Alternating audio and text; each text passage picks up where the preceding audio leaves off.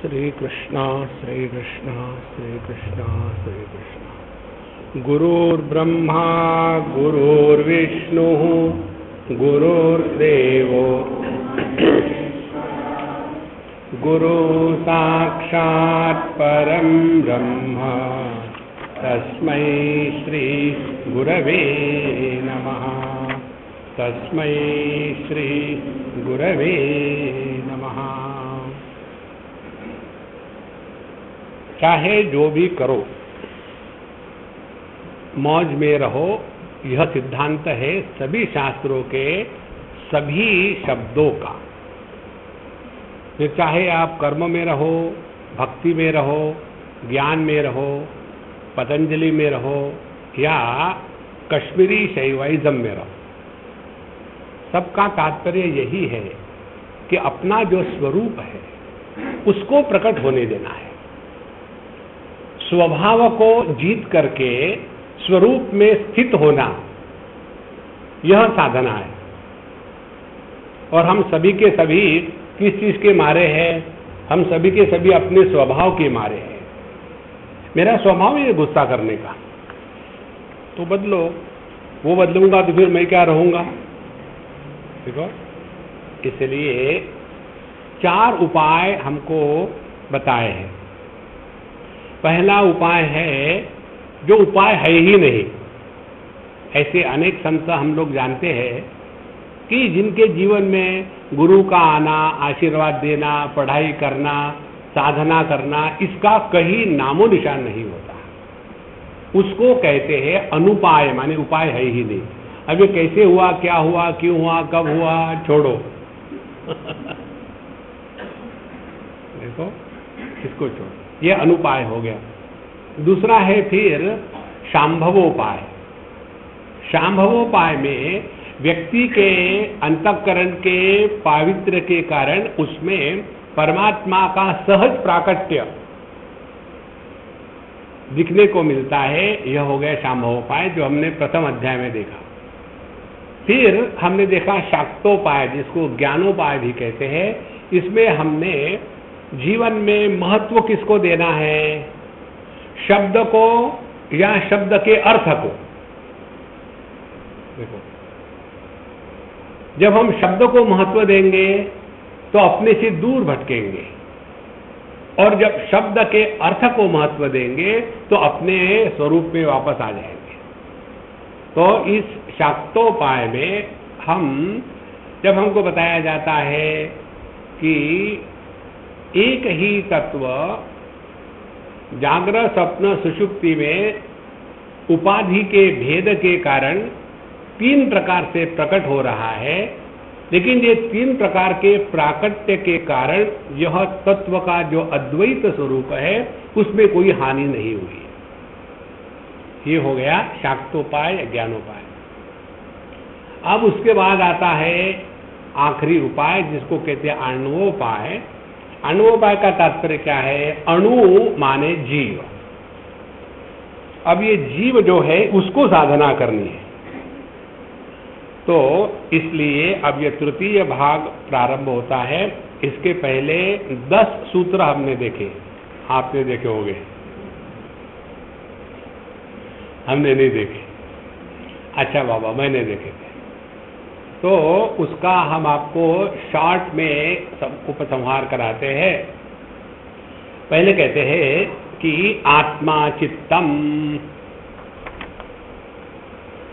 अणु माने बड़ा छोटा, और इस छोटे आत्मा को कहते CH आत्मा माने जीव। देखो, परमात्मा माने परमात्मा, और ये CH आत्मा किस में फंसा है? संगीत में फंसा है। तो आत्मा चित्तम, मन के माध्यम से, अंतःकरण के माध्यम से 3 बातें होती है। पहले निश्चय होता है, फिर उस निश्चय को धारण करने वाला अहंकार होता है, और उसके पश्चात संकल्प विकल्प होते हैं। पहले निश्चय हो गया कि इस लड़की से शादी करनी ही है, चाहे मुझे अपना धर्म बदलना पड़े। देखो, निश्चय हो गया। फिर ऐसा क्यों? अब ये इश्क की बीमारी है महाराज, आपको क्या समझ में आता है? कभी किसी से प्यार किया है? वहां मैं अब तगड़ा हो गया। अहंकार, अहंकार माने ईगो नहीं, अहंकार माने जो धारण करने वाला है। तो निर्णय किसका? मेरा निर्णय। और एक बार वो निर्णय धारण कर लिया, उसके पश्चात संकल्प विकल्प आने शुरू हो गए। तो बुद्धि निश्चयात्मिका प्रकाशात्मक, उसके बाद अहंकार इस बुद्धि के निश्चय को धारण करने वाला तत्व, और उसके पश्चात इसको धारण करने के बाद संकल्प विकल्प इसका तूफान मन, ये तीनों को मिला करके जो होता है उसको कहते हैं चित्त। भगवद गीता के 12वें अध्याय में भगवान ने इसी प्रकार का प्रयोग किया है। मय्यैव मनाधस्व मयि बुद्धिम निवेशय। उसके पश्चात के श्लोक में कहते हैं अथ चित्तम समाधातुम न शक्नोषि मयि स्थिरम। माने मन बुद्धि को जब इकट्ठा एक शब्द में कहना है तो उसको चित्त कहते हैं। तो आत्मा चित्तम, तो यह जो आत्मा जो प्रत्येक देह में भिन्न भिन्न प्रकार की अभिव्यक्तियां हो रही है, यह जो जीव है यह आत्मा ही है। और इसको आत्मा क्यों कहते हैं?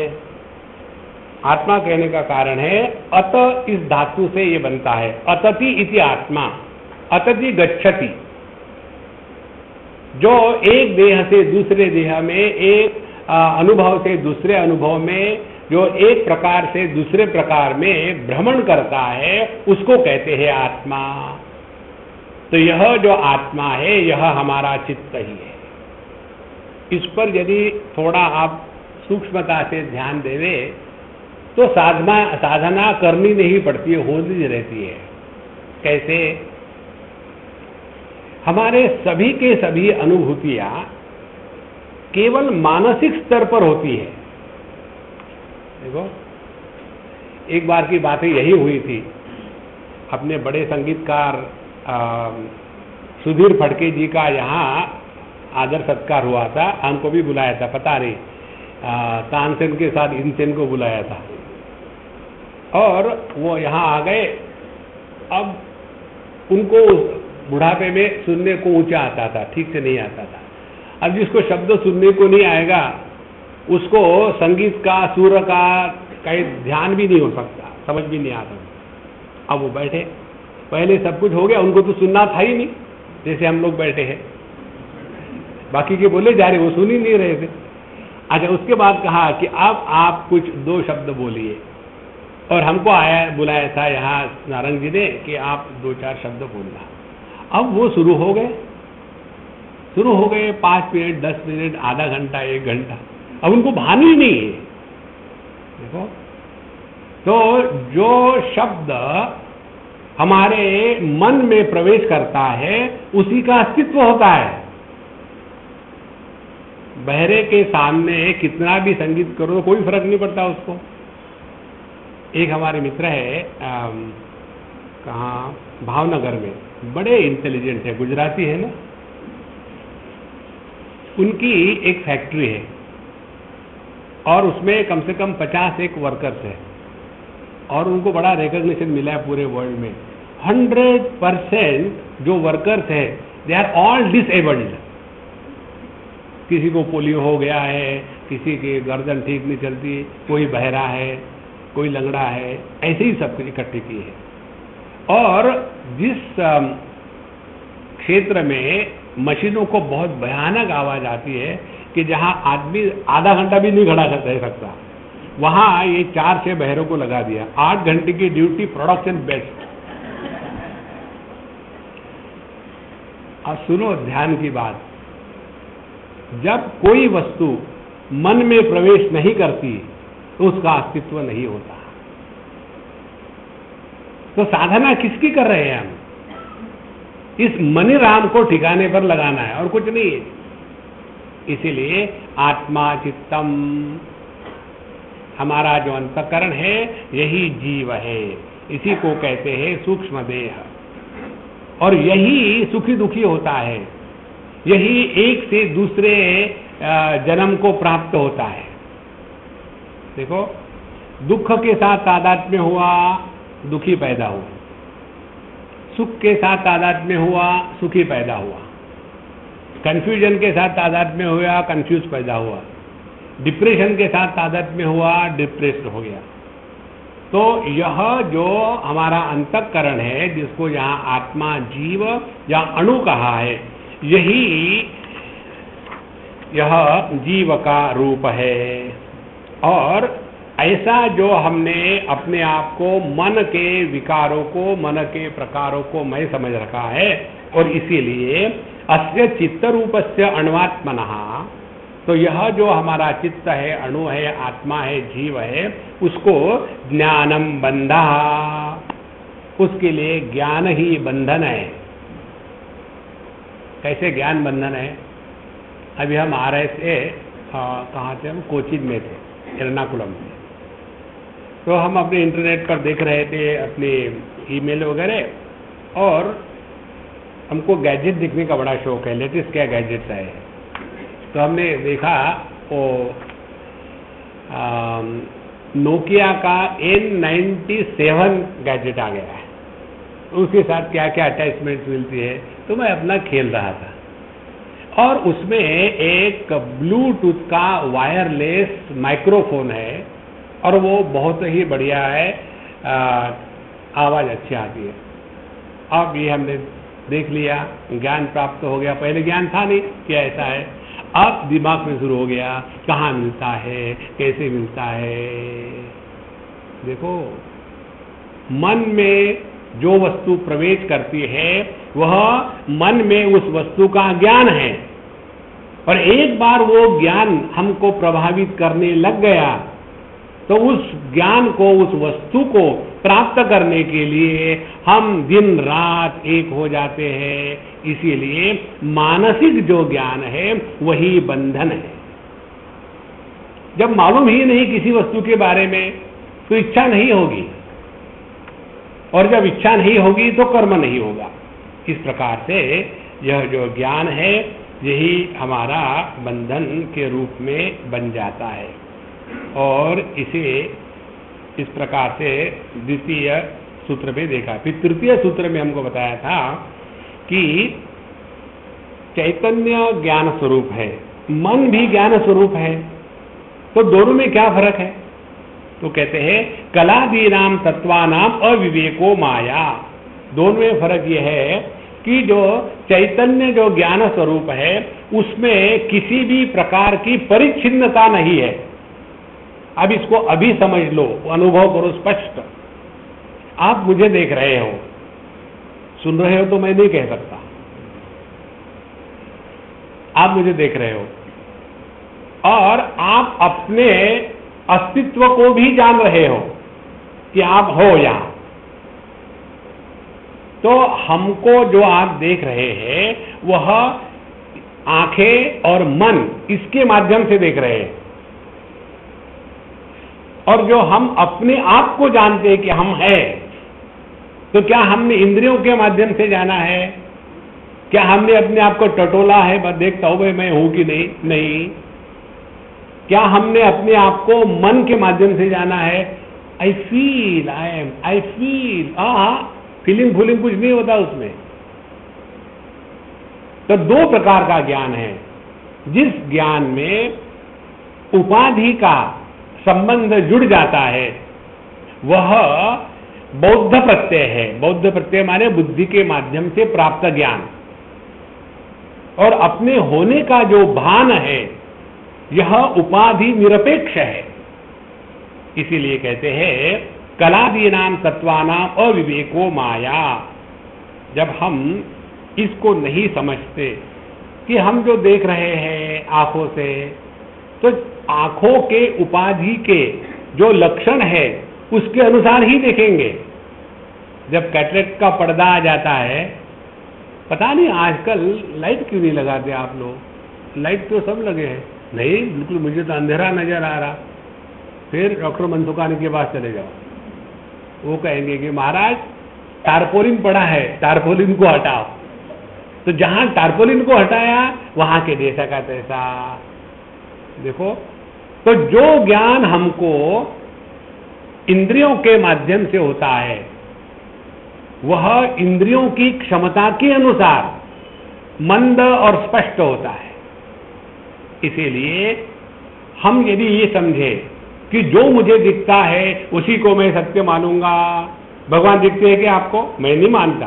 अच्छा भाई, तुम तो बड़े इंटेलिजेंट हो, तुमने देखा था क्या? कहां से पैदा हो गए? हाँ, नहीं, फिर उस स्त्री को मां क्यों मानते हो? तुमने देखा थोड़ी था। क्योंकि देखना ही सब कुछ ज्ञान का आधार है। इसीलिए महाराज, यह कलादीनाम तत्वानाम अविवेकहा माया, माया का तात्पर्य है ज्ञान में जो परिच्छिन्नता उपाधि के कारण आती है उसको माया कहते हैं। जैसे आकाश अनंत है, इस पर उपाधि लगा दी। कौन सी उपाधि? ये इंडियन स्पेस है, ये पाकिस्तानी स्पेस है। तो स्पेस में तो कुछ नहीं इंडियन पाकिस्तानी। तो उपाधि के कारण जब अनंत को हम शांत कहते हैं और उसी को सत्य मानने लग जाते हैं, उसको कहते हैं माया। और यह जो अविवेक ही इसका कारण है, क्योंकि हमने इसको ठीक से नहीं जाना। इसलिए माया की हमने तीन बातें बताई थी। एक तो है माया शक्ति, जिसके द्वारा भगवान परमात्मा इस दुनिया को निर्माण करता है। दूसरी है माया तत्व, जिसके कारण माया के माध्यम से ये सभी कारणात्मक जगत निर्माण होने के बाद, उसके बाद हम जो कार्यात्मक जीव पैदा होते हैं वह इंद्रिय मन बुद्धि के माध्यम से प्रकट होते हैं। यह हो गई माया का तत्व। तो माया शक्ति परमात्मा की अव्यक्त है, माया तत्व कारणात्मक दृष्टि से व्यक्त है। और तीसरी है माया ग्रंथि। माया ग्रंथि यही है कि हमने अपने आप को देह मान के रखा है, हमने अपने आप को मन, उसके विकार मान के रखा है। यह जो माया है इसका हमने विवेक नहीं किया और इसीलिए फंस गए। अतश्च एतत् प्रशमाय, और इसीलिए ये माया के चक्कर से हटने के लिए क्या करना है? चौथे सूत्र में बताया, शरीरे संहारः कलानाम। तो हमारी जो तीन देह है, स्थूल देह, सूक्ष्म देह और कारण देह, इन तीनों देहों का अपने अपने कारण में लय करना। आपको याद होगा पिछले बार हमने आपको बताया था, स्थूल देह से लेकर के, हम एक उदाहरण लेके फिर आगे जाएंगे। स्थूल देह में लय कैसा करते हैं? पैर के अंगूठे से लेकर के अपनी जांघ तक पृथ्वी तत्व है, फिर वहां से लेकर के नाभि तक के जो है वो है जल तत्व, फिर नाभि से लेकर के हृदय तक है अग्नि तत्व, हृदय से लेकर के कंठ तक है वायु तत्व, और कंठ से लेकर के सर भ्रूमध्य तक है आकाश तत्व, और उसके पश्चात मन बुद्धि अहंकार, ये तीन तत्व है। तो हमको ये भावना का अभ्यास करना है कि हमने पृथ्वी को जल में लय कर लिया, तो हमारे अंगूठे से लेकर के यहाँ तक के जांघ तक ये सब का सब अब लय हो गया। लय कहाँ हुआ? यह जल तत्व में। अब हमारे ज्ञान में केवल देह का इतना ही भान है, इसके नीचे कुछ नहीं है। उसके पश्चात ये जो जल तत्व जिसमें पृथ्वी को मिलाया था, इसको अग्नि तत्व में लय कर दिया। तो अग्नि तत्व है नाभि से हृदय तक के, तो ये धारणा करते करते अब नाभि के नीचे कुछ नहीं है, जो भी कुछ है केवल ऊपर ही है नाभि के। फिर इस अग्नि तत्व को हमने वायु तत्व में लय कर दिया, वो हृदय से कंठ तक है, तो अब कंठ के नीचे अब कुछ भी नहीं है। इस प्रकार से धीरे धीरे धीरे यह स्थूल देह, फिर सूक्ष्म देह और फिर कारण देह, इनकी जो लय की प्रक्रिया है उसको कहते हैं शरीरे संहारः कलानाम। ये भिन्न भिन्न जो कलाएं हैं उसको हमने अपने अपने कारण में लय कर दिया। इसलिए महाभूतात्मकम पुर्यष्टक रूपम समनांतम यत् स्थूलम सूक्ष्मम परम शरीरम तत्र या पृथिव्यादि शिवांत तत्व रूपा कला भागा तासाम संहारः। तो ये जो भिन्न भिन्न भाग है, स्थूल देह का, सूक्ष्म देह माने जो अष्टधा प्रकृति, और कारण देह माने जिसमें अव्यक्त रूप में मन रहता है और प्राण की प्रक्रिया चलती रहती है, यह स्थूल सूक्ष्म कारण देह को अपने अपने कारण में मिला देना, इसके द्वारा हम माया के परे चले जाएंगे। इतना होने के पश्चात कहते हैं एवं ध्यानाख्यम आणवम उपायम प्रदर्श, इसको कहते हैं अणु का उपाय। तो यह जो साधना बताई गई है, यह मैं जो अपने आप को देह मान के बैठा हूँ, मैं जो अपने आप को सुखी दुखी जीव मान के बैठा हूँ, और मैं जो अपने आप को साधना करने वाला साधक मान के बैठा हूँ, जागृत पुरुष, स्वप्न पुरुष और सुषुप्त पुरुष, इन तीनों को अपने अपने कारण में लय करने की प्रक्रिया प्रारंभ कर दी। तो इसके द्वारा क्या होगा, नाड़ी संहारः, भूत जयः, भूत कैवल्य, भूत पृथक्त्वानि। तो इस प्रक्रिया के द्वारा नाड़ी संहारः, हमारे प्राण सुषुम्ना नाड़ी में प्रवेश करेंगे, सभी भूत जयः, सभी भूत मात्र पर हमारा नियंत्रण होगा, और मन जो है भूत कैवल्य, मन इन सभी विषयों से अपने आप को अंदर खींच लेगा, और भूत पृथक्त्वानि, और सभी जो पंच महाभूत है उनको हम अपने संपूर्ण नियंत्रण में रखेंगे। इस प्रकार से यह भिन्न भिन्न सिद्धियां प्रकट होने लग जाती है। अब ये जब सिद्धियां प्रकट होने लग जाती है तो यहाँ एक बहुत महत्व का सिद्धांत बताते हैं कि देखो महाराज, हम जो साधना कर रहे हैं वो किस लिए कर रहे हैं? देखो, योगाभ्यास किस लिए करते हैं? वजन उतारने के लिए। योगाभ्यास किस लिए करते हैं? ताकि जैसे लोग कहते हैं मेडिटेशन फॉर रिड्यूसिंग स्ट्रेस, ये तो ऐसा ही है, किसी को स्पॉन्डिलोसिस हो गया है तो weight lifting for reducing spondylosis.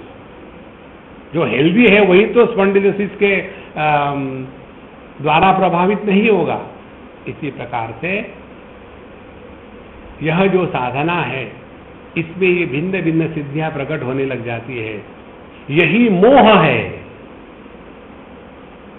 देखो, इसीलिए कहते हैं मोहावरणा सिद्धि। लेकिन हम में जो भिन्न सिद्धियां प्रकट होने लग जाती है, उसी को हमने ये समझ लिया है कि हमने बड़ी आध्यात्मिक प्रगति कर ली है, तो हमने अपना सत्यानाश किया। क्योंकि सिद्धियां किस कारण से होते हैं कि ये जो भिन्न भिन्न सिद्धियां हैं, क्योंकि यह हम अभी भी मोह में फंसे हैं, इसके कारण सिद्धियों को सिद्धि कहते हैं। पिछले बार हमने आपको बताया था, पतंजल योग दर्शन में भी आता है कि जिसको हम सिद्धियां कहते हैं वह मोह में है, और इन सिद्धियों को जब हम अनेक प्रकार के प्रतिबंध समझेंगे तब हम साधना के मार्ग में चल पड़े हैं। नहीं तो व्यक्ति आए थे हरि भजन को, ओटन लगे कपास, उसी में व्यक्ति फंस जाता है। उसके पश्चात ये सिद्धियों का त्याग करना है। कहते हैं मोह जयात अनंत आभोगा सहज विद्या जया। तो जब हमने ये भिन्न प्रकार की सिद्धियां जो हमको मोह में डालती है, इससे अपने आप को बचा लिया, तो जो अपने स्वरूप का ज्ञान है, सहज विद्या प्राप्त हो जाएगी। सहज विद्या माने बिना किसी प्रयत्न से अपने स्वरूप में स्थित रहना, किसी भी प्रकार का कोई प्रयत्न नहीं। यही बात पतंजलि ने कही थी, आसन सिद्धि के लिए दो उपाय हैं, एक है प्रयत्न शैथिल्य और दूसरा है अनंत समापत्तिभ्याम। यहां भी वही कहते हैं कि जीवन में सहज विद्या माने प्रयत्न शैथिल्य, किसी भी प्रकार का प्रयत्न एफर्ट्स जीवन में नहीं रहते। और इस प्रकार से हमने अपने स्वरूप में स्थित रहना, यही जीवन का लक्ष्य रखा है। तो यह जिसको सहज विद्या प्राप्त हो गई, अब उसके अनुभव की बात कहते हैं। जागृत द्वितीया करहा, फिर उसका अनुभव यही है जैसे ईशावास्य में आता है, यस्मिन् सर्वाणि भूतानि आत्मैवा भूत विजानतः तत्र को मोहः कशोकः एकत्वम अनुपश्यतः। जिसने ये समझ लिया है, अनुभव किया है, ये संपूर्ण विश्व एक ही तत्व का विस्तार है। अब इसको जरा सूक्ष्मता से अपने में देखो। देखो, अध्यात्म माने प्रत्येक अनुभूति को टटोलना, जो बताया वैसा है क्या? इसको कहते हैं मैकेनिकली नहीं, राम राम राम राम राम राम नहीं। देखो, जैसे जागृत द्वितीय का रहा, जब जागृत माने जो अपने स्वरूप में जग गया है, या निशा सर्वभूतानां तस्याम जागृति संयमी, ये है वो। तो जागृत द्वितीय का रहा, उसके लिए यह संपूर्ण विश्व उसका ही विस्तार है। अब ये अनुभव देखो कैसा है, जितने भी रूप रंग है, अत्यंत सूक्ष्मता से सुनना, जितने भी रूप रंग है वो अपने दृष्टि का ही विस्तार है। यदि दृष्टि को बंद कर लो तो ये रूप रंग जितने विस्तृत हुए थे वो सब समेट के वापस आ गए। एक स्टेप और चले जाओ आगे, जितने भी ज्ञानेंद्रिय है, ये सभी के सभी ज्ञानेंद्रिय एक मन का ही विस्तार है। मन जब आंखों से प्रकट हो रहा है तो दृष्टि हो गई, मन जब वाणी से प्रकट हो रहा है तो बोलना हो गया। देखो, अब इसके लिए करना क्या है? या कोई करने की बात थोड़ी है, केवल इसको पहचानना है। हाँ, रियल ऐसा ही है। और हम लोगों हर एक का अनुभव है ना, कई बार बैठते हैं हम सत्संग के लिए और घूमने चले जाते हैं, और बैठे हैं यहाँ, और जब कोई जोक हो गया लोग हंसे, फिर हमारा भान आ जाता है, लोग क्यों हंसे, क्या हो गया? ट्यूबलाइट इसीलिए जलती है क्योंकि जब जोक हुआ था तब ये महात्मा जी भटकने चले गए थे। देखो, तो जहां एक ही मन विस्तार को प्राप्त हो करके, और एक मन का विस्तार कैसे हुआ? उपाधि के कारण। एक आदमी का विस्तार कैसा होता है? एक ही आदमी पत्नी की उपाधि ली तो पति बन गया, पिता की उपाधि ली तो पुत्र बन गया, पुत्र की उपाधि ली तो पिता बन गया। एक ही आदमी का विस्तार हो गया। और सुखी दुखी होने वाला कौन है? आदमी थोड़ी है। यह पति है, यह पुत्र है, यह पिता है। माने यह जो औपाधिक अभिव्यक्ति है यही विस्तार है। इसीलिए आंखों को किसी भी रूप रंग के प्रति ना तो आकर्षण होता है ना तो द्वेष होता है, वो सबको प्रकाशित करता है। इसी प्रकार से मन को किसी भी इंद्रिय के प्रति राग द्वेष नहीं है, वह सभी से प्रकट हो रहा है। जागृत द्वितीय का रहा।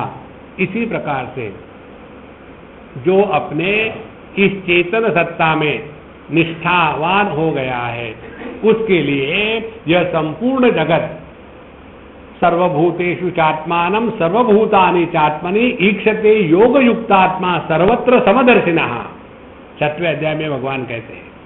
यही विषय कठोर अपने ईशावास्य में भी आता है, कैवल्य में भी है, सेम श्लोक। जब हम सब में अपने को और सबको अपने में देखते हैं तो किसके साथ द्वेष होगा, किसके साथ प्रेम होगा? इसलिए ऐसे सहज विद्या में जो निष्ठावान हो गया है उसके लिए यह संपूर्ण विश्व केवल अपना ही विस्तार है। और जिसको हम मैं या मेरा इस रूप में स्वीकार करते हैं उसके प्रति प्रेम स्वाभाविक होता है, कुछ करना नहीं पड़ता। देखो, बच्चा कंसीव हो गया, बढ़ रहा है, देखा तो नहीं, जाना भी नहीं। पैदा होने के बाद तुम अपने बच्चे से प्यार करते नहीं करते, तुम्हें मालूम नहीं कौन है। देखो, जानने की कोई जरूरत ही नहीं, क्योंकि वो मैं ही हूं। इसीलिए जागृत द्वितीय करहा, यह शक्तिश्च शक्तिमांश्चैव पदार्थो द्वयमुच्यते, शक्तयोस्य जगत कृष्णम शक्तिमांसु महेश्वरः। तो ये संपूर्ण जगत एक ही परमात्मा का विस्तार है। यह सहज विद्या का अंतिम लक्ष्य। तत्र को मोहा कशोकः, शोक मोह कैसे रहेगा? आगे कहते हैं 9वें सूत्र में कि ईदृशस्य च अयम सर्वदा स्वरूपम आविष्टम स्वरूप विमर्श आविष्टः। तो जो व्यक्ति इस प्रकार से अपने ये शुद्ध चेतन सत्ता में निष्ठावान हो गया है, अब उसका जीवन कैसे है? पहली बात बताते हैं, नर्तक आत्मा। अब यह संपूर्ण जगत में यह साधु, यह संत, यह महात्मा, यह ज्ञानी, यह योगी, यह भक्त, जो चाहे स्टैंप लगा दो, नर्तक एक्टिंग कर रहा है, नाच रहा है। देखो, आंखें रूप रंग में नाचती है, लेकिन किसी भी रूप रंग के द्वारा प्रभावित नहीं होती। कान सभी शब्दों में नाचते हैं, लेकिन किसी के भी द्वारा प्रभावित नहीं होते। मन सभी अच्छे बुरे विचारों में नाच रहे हैं, कभी अच्छे विचार कभी बुरे विचार, लेकिन मन पर उसका कोई प्रभाव नहीं। इसी प्रकार से चाहे जागृत अवस्था आवे, स्वप्न, सुषुप्ति, समाधि, ये आती रहे जाती रहे, इसके द्वारा यह नर्तक आत्मा सब में नाच रहा है, लेकिन किसी के भी द्वारा प्रभावित नहीं हो रहा है। इसीलिए हमने आपको कई बार कहा है, जगत में कैसा जिए, नाटक करो, सीरियस होने की कोई आवश्यकता नहीं है। क्या ऐसा ही चल रहा है?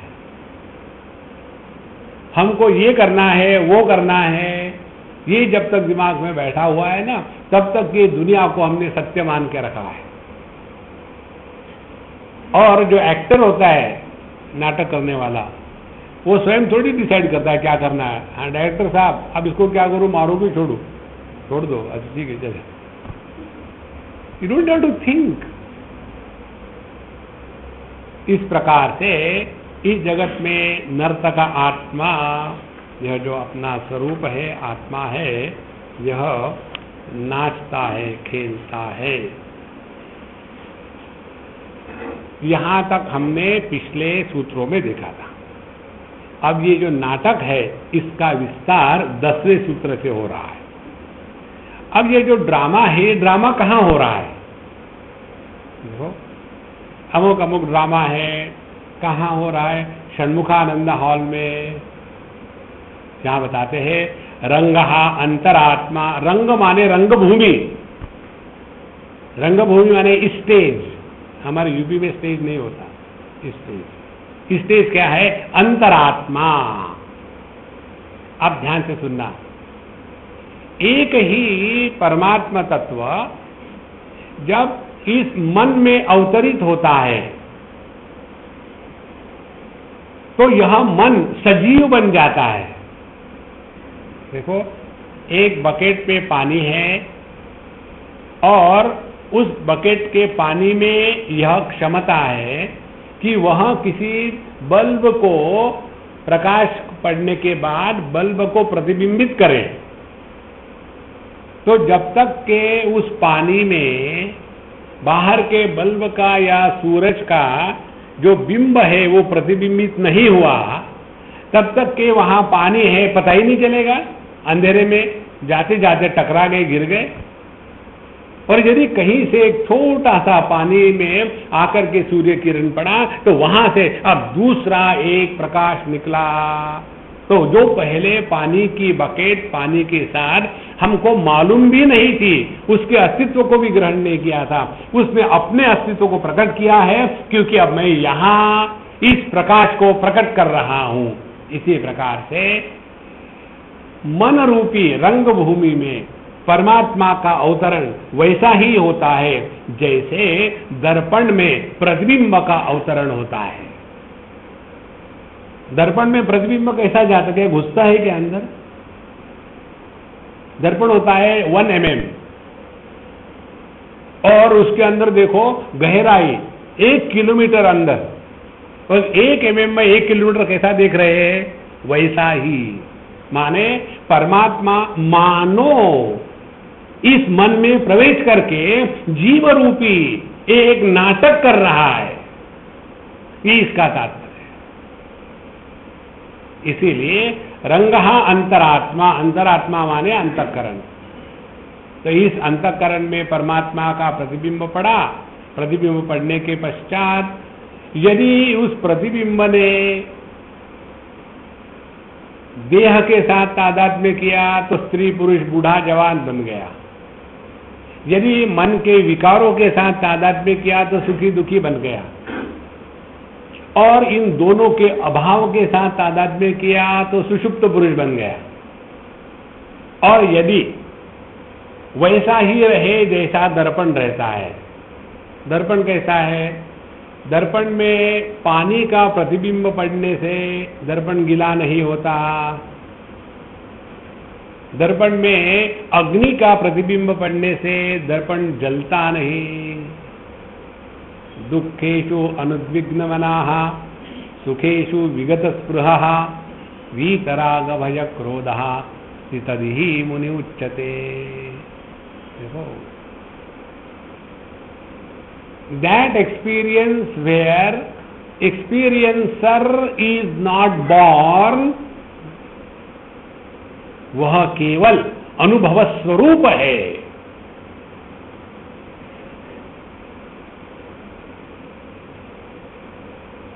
रंगहा अंतरात्मा, तो यह अंतरात्मा जो है वही अपना अंतःकरण है।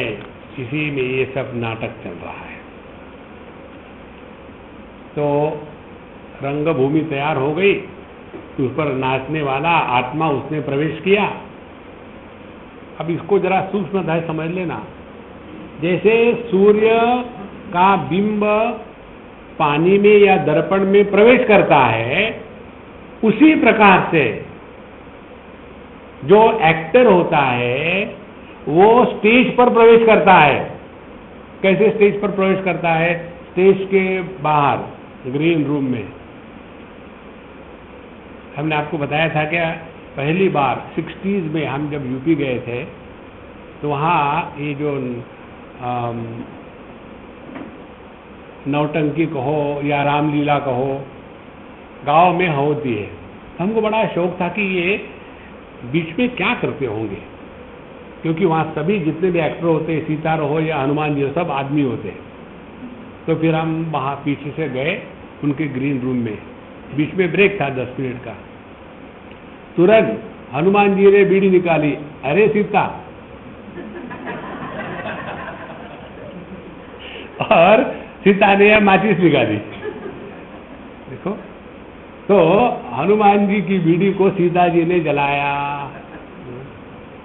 और जब उनके एक एक गंगा स्नानम हो गया, उसके पश्चात जैसे घंटी बजी, फिर एकदम को किसने प्रवेश किया?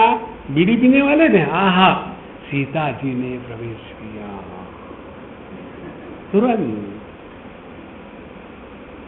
जैसे उस एक्टर में सीता जी ने प्रवेश किया था, इसी प्रकार से यह परमात्मा इस अंतःकरण में प्रवेश करके नाटक कर रहा है। कैसे नाटक कर रहा है? आजकल मेरा मूड बहुत ऑफ रहता है। क्यों?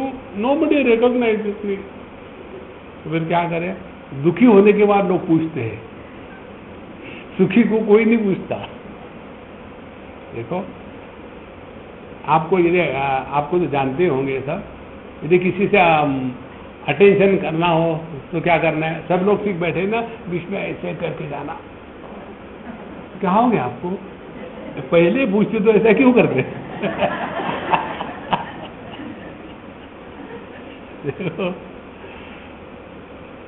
तो जहां हमने इस विकृतियों के साथ, विकारों के साथ तादात्म्य कर लिया, somebody is born। और यदि ये समझो, ध्यान से सुनना, कि ये somebody जो है ना, यह नाटक है बाबा, सत्य नहीं है। तो कोई मरा है तो रोने का नाटक करो, रोने की कोई जरूरत नहीं तो उसके बाद आप दिल ही टूट गया। हाँ, इसलिए अब रंगभूमि तैयार हो गई, उस रंगभूमि में परमात्मा ने प्रवेश किया जीव के रूप में। और ये जीव कौन है? ये विकारों के साथ तादात्म्य करके सुखी दुखी हो रहा। अब ये जो नाटक है, इसको कौन देख रहे हैं? कहते हैं प्रेक्षकाणी इंद्रियाणी। अब जितने भी इंद्रिय है, यह इस नाटक को देखने वाले हैं। तो जो आंखें हैं रूप रंग को देख रही है, कान है शब्द को ग्रहण कर रहे हैं, त्वचा है स्पर्श को ग्रहण कर रही है। इस प्रकार से ये जो इंद्रिय है, यही दुनिया में भटकते रहते हैं। संसार शुरू हो गया, नाटक शुरू हो गया। कठोपनिषद में आता है, परांची खानी व्यतृण स्वयंभू तस्मात् परान पश्यति नान्तरात्मन कश्चित् धीरः प्रत्यगात्मानमैक्षत आवृत्त चक्षुः अमृतत्वम इच्छन। कोई धीर पुरुष होते हैं कि जो इंद्रियों के घोड़ों पर बैठ करके विषयों के रास्ते में भटकते नहीं। देखो, इंद्रियाणि हयानाहु विषयास्तेषु गोचरान आत्मेन्द्रिय संयुक्ता भोक्ता इत्याहुर मनीषिणः। कठोपनिषद में कहते हैं, इंद्रियों के ओढ़े पर बैठ करके अपने अपने विषय में भटक करके उसके साथ तादात्म्य करना, यही भोक्ता जीव है।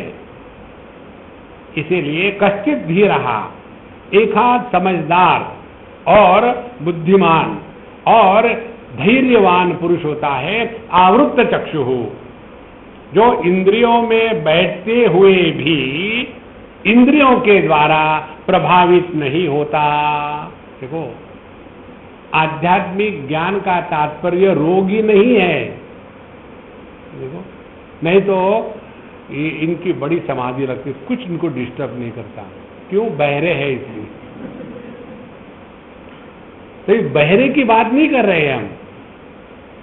सभी के सभी इंद्रिय एकदम परफेक्ट है, सभी प्रकार के भोग उपलब्ध है, भोग करने का स्वातंत्र्य है, क्षमता है। फिर भी कोई भी विषय वस्तु जब हमको आकर्षित नहीं कर सकती है, तब जाकर के हम आवृत्त चक्षु अमृतत्वम इच्छन है। नहीं तो भाग के जाओगे कहां? देखो, इसीलिए प्रेक्षकाणी इंद्रियाणी, यह जो योगी है वो अपने इंद्रियों को जैसे प्रेक्षक कैसे होते हैं? दो प्रकार के प्रेक्षक होते हैं। एक प्रेक्षक होता है जो डायरेक्टर है, वो भी जाके बैठता है ऑडियंस में, कैसे चल रहा ड्रामा। और दूसरे वो होते हैं बेवकूफ, पैसा देके रोना देखने को जाते हैं। और एक्टर आया और एक्टर ने रोना धोना शुरू कर दिया, बहुत, क्या मुझे झूठन में ही छोटी बहू से सब मिलेगा, रोना धोना शुरू हो गया। अब ये जब ड्रामा चल रहा है, तो इस ड्रामा में जो ऑडियंस है और जो डायरेक्टर है, इन दोनों का कैसा ग्रहण होगा ज्ञान? डायरेक्टर कहेगा हाँ अच्छी एक्टिंग कर रही है, ठीक है, अगले एपिसोड में इसी को और लाएंगे। और जो ऑडियंस है वो टिश्यू पेपर निकाल करके नाक साफ करने लगेगा। देखो, इसी प्रकार से इस जगत में हम कैसे हैं ऑडियंस? विषय उपस्थित हो गए, उसके साथ तादात्म्य होकर के रोना धोना शुरू, ये चाहिए वो चाहिए। और यदि धीर पुरुष, हम सब जगत के सभी इंद्रियों का सब व्यापार चल रहा है, लेकिन किसी के भी द्वारा प्रभावित नहीं हो रहे, और सूक्ष्मता से चिंतन करो तो पता चलेगा असल में जो ज्ञान होता है वह प्रभावित नहीं होता। जैसे दृष्टि यह ज्ञान है, यह रूप रंग आकार के द्वारा प्रभावित नहीं होती। कान में जो श्रवण शक्ति है यह ज्ञान है, ये किसी भी प्रकार के शब्द हो, चाहे ओम कहो चाहे गाली दे दो, उसके द्वारा प्रभावित नहीं होता। उसी प्रकार से मन यह भी ज्ञान है, चाहे उसमें अच्छे विचार आवे बुरे विचार आवे, मन प्रभावित नहीं होता। उसी प्रकार से चेतन सत्ता चाहे जागृत स्वप्न सुषुप्ति समाधि रहे या न रहे, उसके द्वारा जो प्रभावित नहीं होती, यह अपना स्वरूप है। इसीलिए इंद्रिय जो है वो प्रेक्षक है। प्रेक्षक माने वो सब दुनिया को दिखा रहे हैं, लेकिन उसके द्वारा प्रभावित हो गए तो परेशान। अब ऐसा जो योगी है, अब जिसके इंद्रिय इत्यादि उसको परेशान नहीं करते, भगवद गीता के 3 अध्याय में भगवान कृष्ण ने यही बात बताई है। हमारे सबके दुख का एकमात्र कारण है और वो है इच्छा। काम एष क्रोध एष रजोगुण समुद्भवः महाअशनः महापाप्मा विद्धेनम इह वैरिणम्। काम क्रोध यही हमारा सबसे बड़ा शत्रु है, और इसको नियंत्रण में लाने के लिए उसके ठिकाने क्या है तो 3 ठिकाने बताते हैं। इंद्रियाणि मनोबुद्धि अस्याधिष्ठान मुच्यते। इंद्रिय मन और बुद्धि यहाँ रह करके यह काम कार्य करता है। तो तीनों में से पहले नियंत्रण किसका करना है तो इंद्रियों का। इसीलिए तस्मात् त्वम् इंद्रियाणि आदौ नियम्य भरतर्षभ पाप्मानं प्रजह्येन ज्ञान विज्ञान नाशनम। इसीलिए हमारे जो इंद्रिय है इनको केवल प्रेक्षक के रूप में रखना है। इंद्रियों को कितना भी आप प्रसन्न करने का प्रयत्न करो, ये कभी नहीं होगा। नचिकेत को याद रखना हमेशा, शोभावामर्त्यस्य यदंतकैतत् सर्वेन्द्रियाणाम जरयन्ति तेजः अपि सर्वं जीवितम अल्पमेव तवैव वाहा तव नृत्य गीते।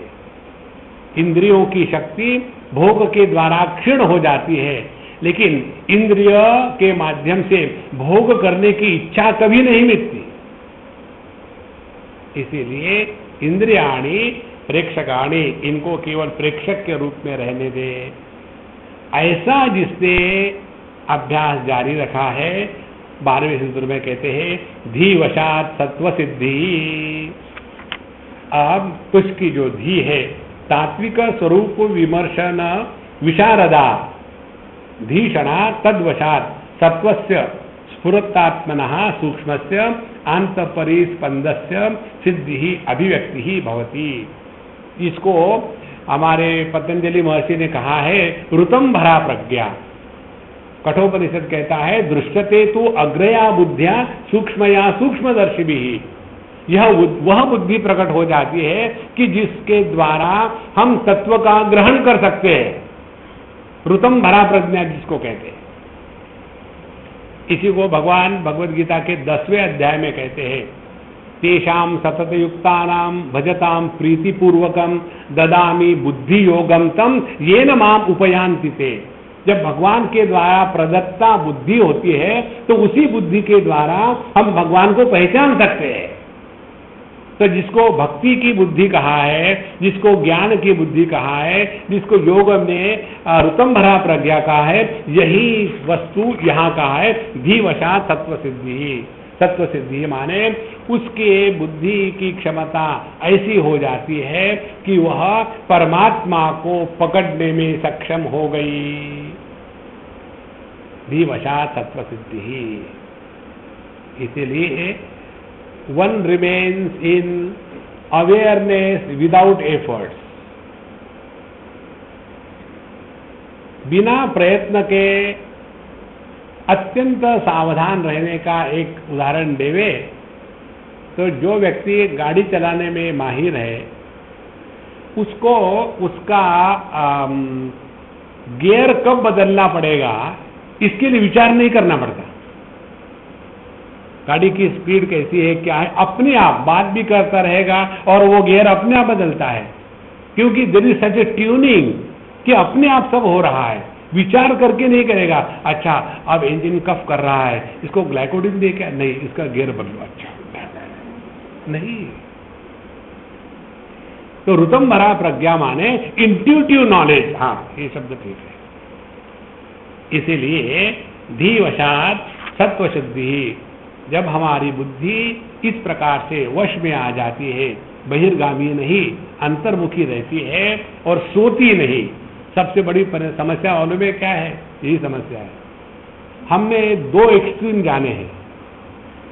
अभी हम केरला गए थे, केरला में एक को हम लोग ऐसा दिखाते रहे, 1 मिनट रुको, केरला में ये उंगली नहीं दिखाते, ये उंगली दिखाते। हम गए किसी मंदिर में और पूछ रहे थे किसी को, तो उसको कहना था कि मुझे अंग्रेजी नहीं आती, 1 मिनट रुको, 1 मिनट फिर जाके आओ।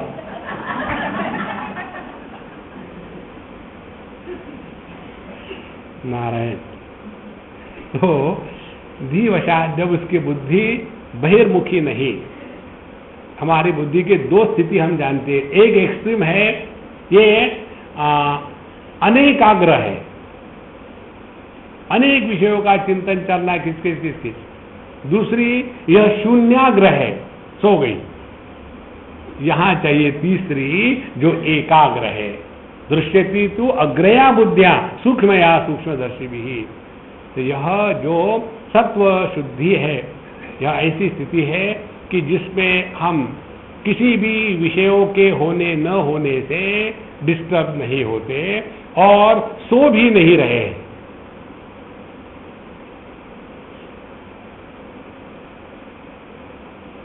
इसका अभ्यास करना शुरू कर देना 5 मिनट से। आप बैठ लिए, आप 5 मिनट अपने को कुछ भी नहीं करना है। Let us sit to waste 5 minutes. लेकिन लोग तो कहते हैं ना कि यह मानुष जन्म बड़ा रेयर होता है, इसका उपयोग करना चाहिए। अभी तक बहुत कर लिया, अभी इसको ट्राई मारो।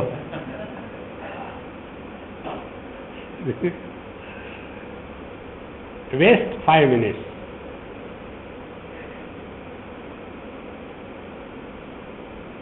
बाप रे, स्वामी जी बाइक में बैठने वाले हैं।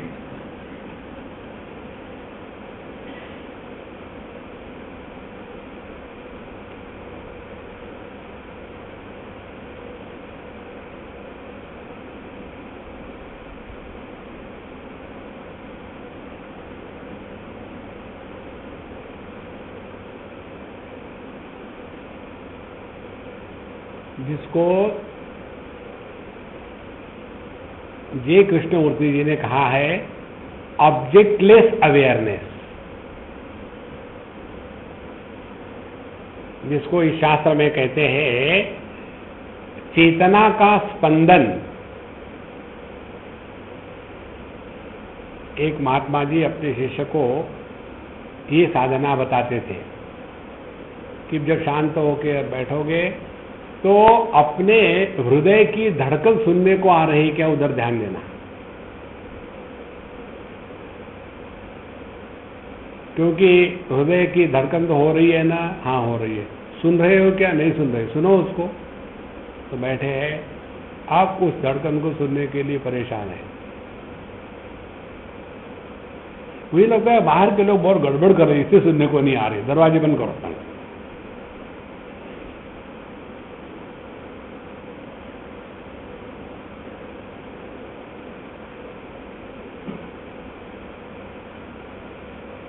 अब क्या हो रहा है, कान सुनने के लिए प्रयत्न कर रहे हैं, लेकिन हृदय की धड़कन सुनने को आ ही नहीं रही। तो ये सुनते हुए जो नहीं सुनना है, यही चेतन सत्ता है। इसमें व्यक्तित्व नहीं बचा, इसमें केवल अभिव्यक्ति है।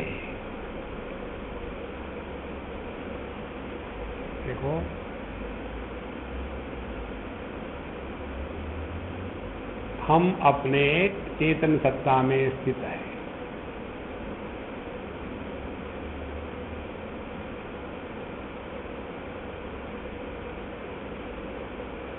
और यदि हमारा ध्यान इधर गया कि मुझे शब्द का ध्वनि सुनने को आ रहा है, घंटी बज रही है और शंख ध्वनि आया, या भिन्न भिन्न प्रकाश दिख रहे हैं, कोई स्वाद आया, कोई गंध आया, तो फिर हम मन में फंस गए हैं। देखो, क्योंकि ये शब्द स्पर्श रूप रस इत्यादि ये सब विषय है, और विषयों के ज्ञान के लिए मानसिक प्रत्यय की आवश्यकता होती है। जिस ज्ञान में मानसिक प्रत्यय का व्यापार नहीं होता वह है चेतन सत्ता। इस प्रकार से यह जो योगी है सिद्धा स्वतंत्र भावः 13वें सूत्र में कहते हैं, अब इसने जीवन में स्वतंत्र भावः स्वातंत्र्य को प्राप्त कर लिया है। स्वातंत्र्य किसको कहते हैं? अंधे को रूप रंग से स्वातंत्र्य नहीं है, जिसको डायबिटीज है उसको मिठाई से स्वातंत्र्य नहीं है, जो बहरा है उसको शब्द से स्वातंत्र्य नहीं है। स्वातंत्र्य किसको कहते हैं कि वस्तु के लाभ हानि में, उपलब्धि या अभाव में जब किसी भी प्रकार का प्रभाव नहीं होता। जैसे फिल्म जो है कैमरा की, उसको स्वातंत्र्य नहीं है, एक आकर के चिपका तो चिपक गया, लेकिन दर्पण कैसा है? सबको प्रकाशित कर रहा है, लेकिन किसी के भी द्वारा प्रभावित नहीं होता।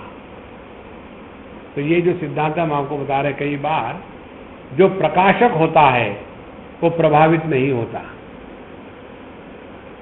जो प्रभावित नहीं होता वही परमात्मा है। इसीलिए सिद्धः स्वतंत्र भावः, जिसको हम कहते हैं जीवन मुक्ति। परमात्मा को पाने के लिए मरने की जरूरत नहीं है, क्योंकि यह कोई देशकाल वस्तु में परिवर्तन ला करके कुछ अन्य देशकाल वस्तु की प्राप्ति नहीं है। इसीलिए यह जो स्वतंत्रता है यही है। सर्वतत्वानि भूतानि मंत्र वर्णाश्च ये स्मृताः नित्यम तस्य वशास्ते वै शिव भावनया सदा। तो जैसे पानी के लिए चाहे समुद्र रहे, चाहे बर्फ रहे, चाहे लहर रहे, चाहे बादल रहे, कुछ भी रहे, पानी स्वतंत्र है, सबको आधार दे रहा है। पानी ये नहीं कहेगा मुझे वो बहुत बोर हो गया हूं, कहा समुद्र में नमक नमक नमक नमक नमक। हाँ, इसलिए यह जो स्वातंत्र है यही स्वातंत्र है। यहाँ शब्द का प्रयोग किया है स्वतंत्र भावः। सर्वतत्वानि भूतानि मंत्र वर्णाश्च ये स्मृता नित्यम तस्य वशास्ते वै शिव भावनया सदा। सभी भूत मात्र, सभी तो कितने हैं सभी? हम लोगों ने सुना है कि 14 भुवनानि, 14 प्रकार के लोग हैं। भूर्भुव स्वः महाजनः तपः सत्यम ऊपर का, और नीचे के भूतल तल वितल सुतल रसातल तलातल पाताल सब नीचे के हैं। तो 7 और 7 14, ये 14 लोकों में 14 प्रकार के जीव रहते हैं। तो कौन से जीव है 14? पहले है 8 प्रकार के देवता होती है। देवता हमेशा कारणात्मक है। जैसे सूर्य जब हमारे आंखों पर अनुग्रह करेगा तब जाकर के आंखों में दृष्टि होगी। दिग् देवता जब हमारे कानों पर अनुग्रह करेंगे तब जाकर के हमारे कान में सुनने की क्षमता होगी। ये 8 प्रकार के जो देवता है, यह सूक्ष्म देह के प्रिसाइडिंग डेटी है, क्योंकि सूक्ष्म देह पुर्यष्टकम महाभूतान्यहंकारो बुद्धिरव्यक्तम एवच तो यह जो पंचमहाभूत बुद्धि, अव्यक्त और अहंकार, ये सब के सब मिला करके अष्टपुर्यष्टक बन जाता है। उसके बाद 5 प्रकार के जानवर है, पशु। कौन से 5 प्रकार के जानवर है? 5 ज्ञानेन्द्रिय, क्योंकि इंद्रिय अपने अपने विषयों में चरते रहते हैं। तो 14 जो लोग बताते हैं शास्त्रों में कि सिद्धलोक है और ब्रह्मलोक है, इंद्रलोक है और गंधर्वलोक है, उसका तात्पर्य ये है।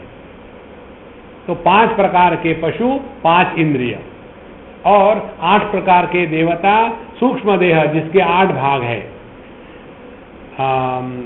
भूमिरापो नलो वायु खम मनो बुद्धिरेवच अहंकार में भिन्ना प्रकृति अष्टधा। यह जो 8 देवता हो गए, 5 इंद्रिय जानवर हो गए और एक प्रकार का मनुष्य होता है, वो एक जो है वह है जीव। ध्यान से सुनना, भगवद गीता के 7वें अध्याय में भगवान ने कहा है, यह जो अष्टधा प्रकृति अपरा प्रकृति है, यह अष्टधा है, यह 8 प्रकार की है। और जो परा प्रकृति है, जीवभूता महाबाहो येदम धार्यते जगत, यह जो परा प्रकृति जीवभूता है, यह एक है, ये 8 प्रकार की नहीं है।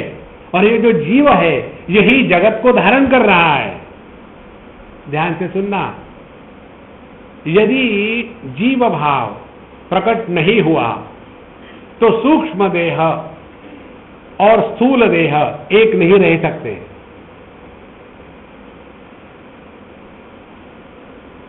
बड़ी सुंदर बात है ये। और यह जो जीव भाव क्या है, जैसे लोहे में जब चुंबकत्व प्रकट हो जाता है तो उस चुंबक के साथ बाकी के लोहे के कण चिपक के रहते हैं।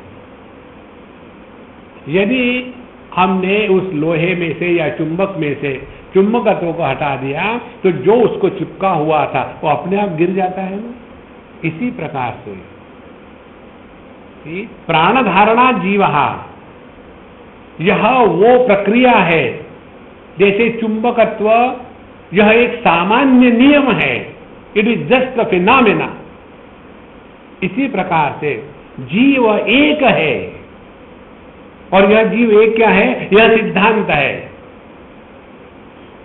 देखो, इसीलिए यह जो 14 लोक है, चतुर्दश भुवनानि, इसमें पुर्यष्टक सूक्ष्म देह 8 भागों में, उसके बाद 5 हो गए इंद्रिय जो पशु है,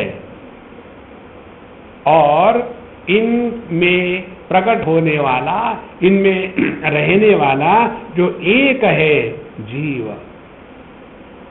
देखो, तो एक ही यह जीव आंखों के पशु के साथ रह करके रूप रंग का दर्शन करके राग द्वेष का अनुभव करता है। वही जीव श्रवण शक्ति के साथ तादात्म्य करके शब्दों के साथ रह करके राग द्वेष का अनुभव करता है। और ये जीव का क्या है प्रयोजन? पंच महाभूतिक स्थूल देह और यह अष्टधा प्रकृति का सूक्ष्म देह, इनको इकट्ठे करके रखना, यह इस जीव तत्व का रूप है, स्वरूप है। इसलिए सभी के सभी भूत माने यह जो 14 तत्व है, ये सभी एक जगह में रहते हैं और रहते हुए भी ये जिसमें सब कुछ हो रहा है वह स्वतंत्र है। अब देखो कितनी सहज बात है। स्वप्न देखते समय हम स्वप्न देख रहे हैं, ऐसा अनुभव किसी को नहीं आता। उस समय तो लगता है जागृत ही है, और जब सपना टूट गया, जागृत में आ गए, फिर बड़े डींग हाँकते रहते हैं।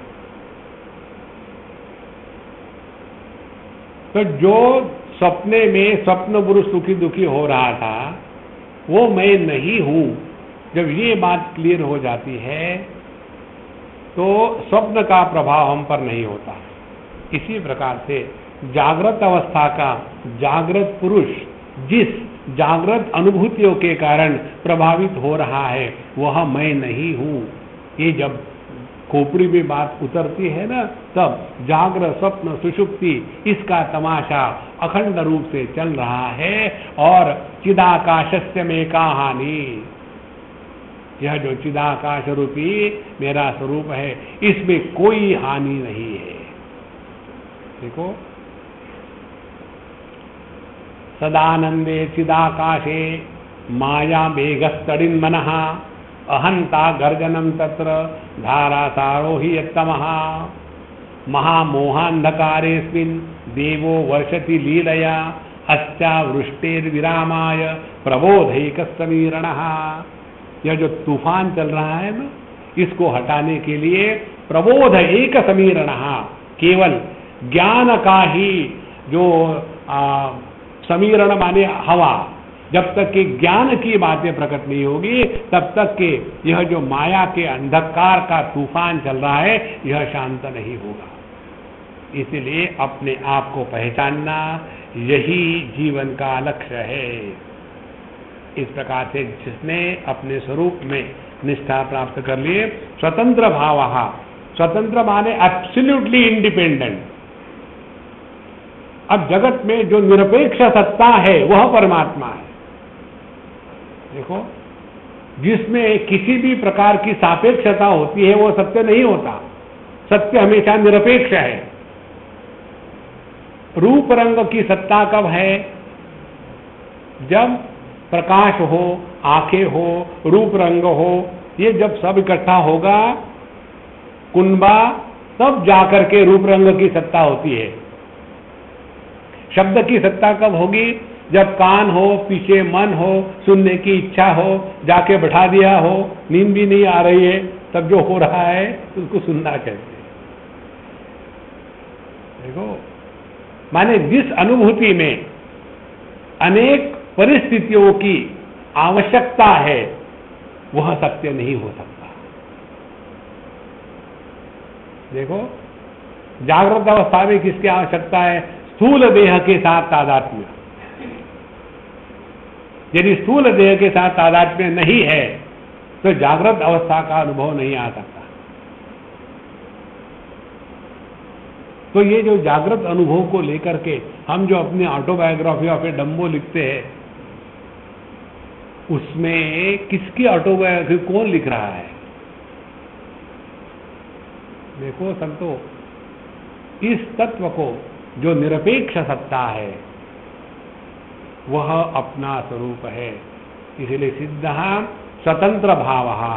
स्वतंत्र भाव मीन निरपेक्ष सत्ता, भाव सत्ता। भू भवती धातु से बना है। घय प्रत्यय लग करके यह पुल्लिंगी शब्द बनता है। भाव माने होना।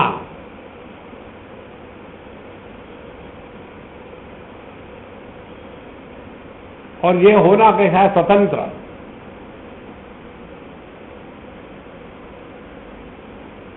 माने जो जागृत के कारण जागृत पुरुष नहीं बनता, लेकिन जिसका अभाव नहीं होता।